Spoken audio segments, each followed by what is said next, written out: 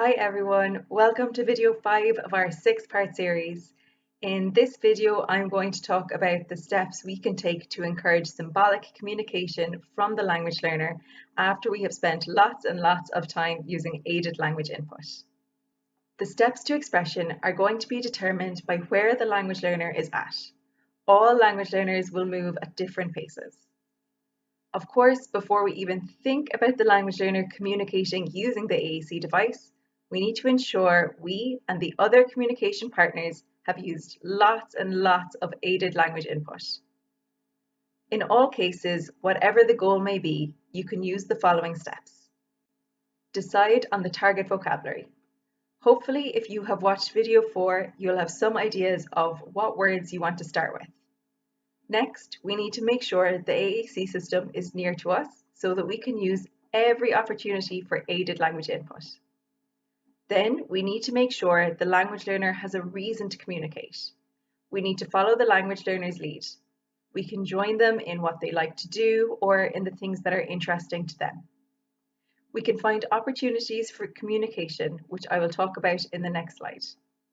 We also need to consider pausing and what prompts we can use, and I will talk about this later on. This slide is about opportunities for us to model and for the language learner to communicate. When talking about opportunities, previously we might have recommended giving someone a small bit of something at a time, like giving them an orange segment by segment, so that the language learner has to keep asking for a piece. Now the thinking on this has changed, and we don't really recommend this anymore. When someone has a difficulty with language, it's already difficult for them to communicate. So we don't want to make it harder by asking them to keep asking and asking us for something, especially when if any other young person asked for an orange, you would just actually give them the whole orange. Similarly, something that happens a lot is asking a language learner what they're eating or what food they want first and then next. But again, for their peers, we just leave them have access to their lunchbox without them telling us what food they have brought or what order they're planning to eat their food in. What we can do instead is to look at the language learner's routine and think about times where it would be useful for them to communicate. If you do this, you'll probably see lots of times that they already are trying to communicate where we can use aided language input. We can look for natural opportunities that happen, for example, where they want help or where they want us to open something. So if we know that every day the language learner needs help tying their buttons, we can model help during this activity. Using these natural opportunities can make it easier for us as communication partners because we don't need to go and set up barriers or artificial situations for them where they need to ask for help. Offering choices can be a really simple way to encourage communication. So, for example, do you want to go to the shop with mum or with dad? Do you want to go on a walk or do you want to do a puzzle? Do you want to stop or do you want more? Changing a routine or using what's called creative stupidity can be used for lots of different activities.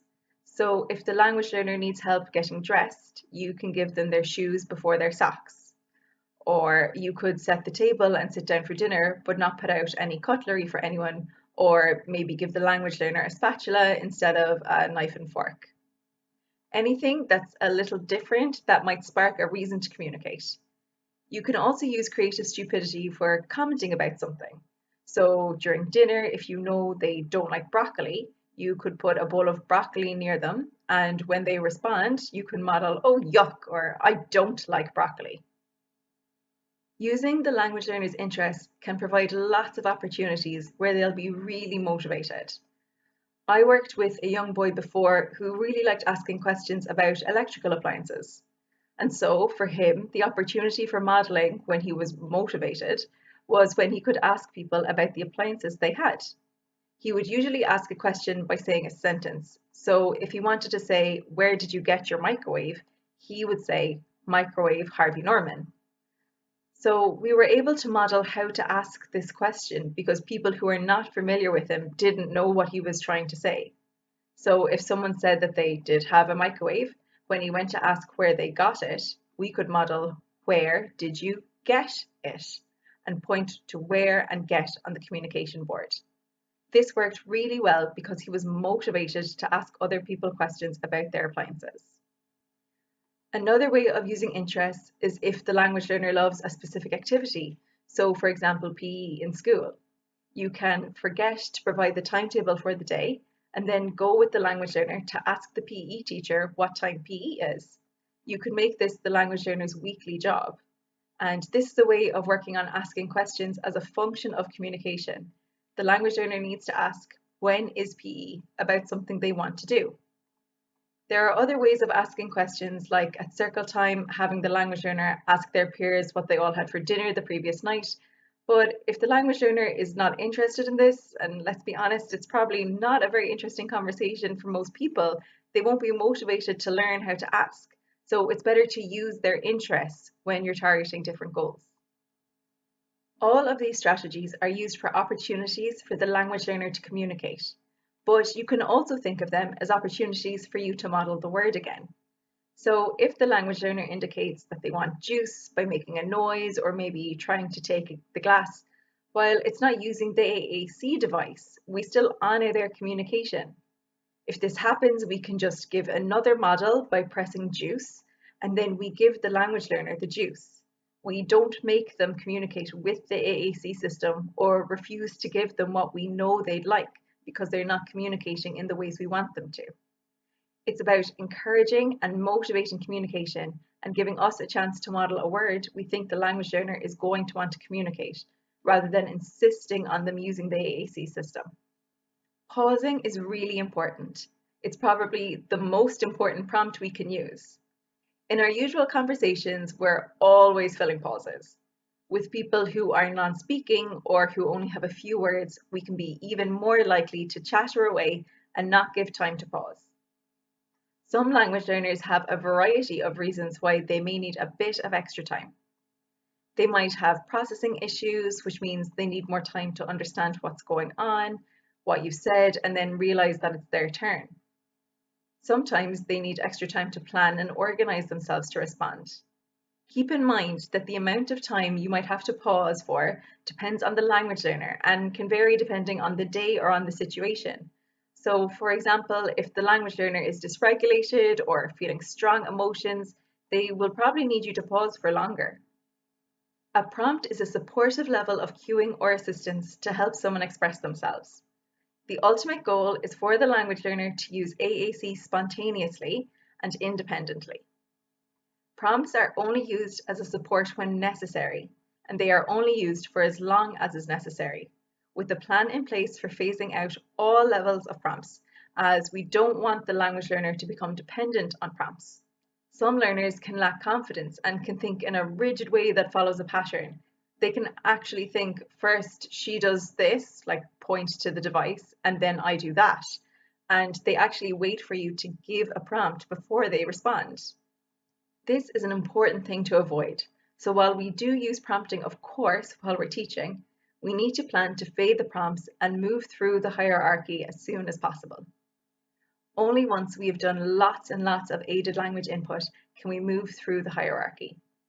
If we point to the target symbol and pause, and the learner does not activate or point to the symbol, we can go on to the next step. If the learner doesn't use the picture symbol, it is simply another opportunity to model and teach. Next time, leave your pause go on for a bit longer, as communication partners often tend to rush in too soon. We don't want the language learner to feel like they failed, so we simply model and move on.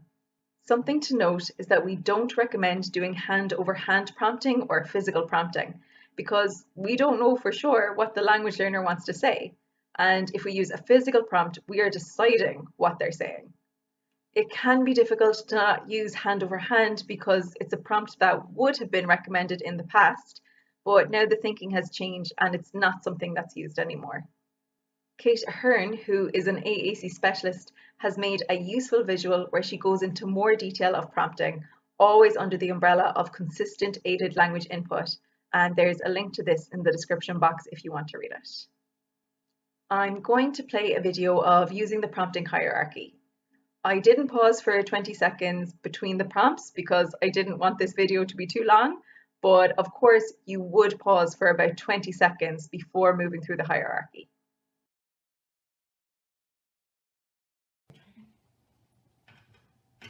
Oh, it's not going in. You need help. You need help.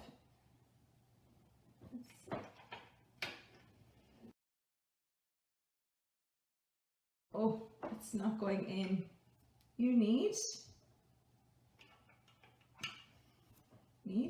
help.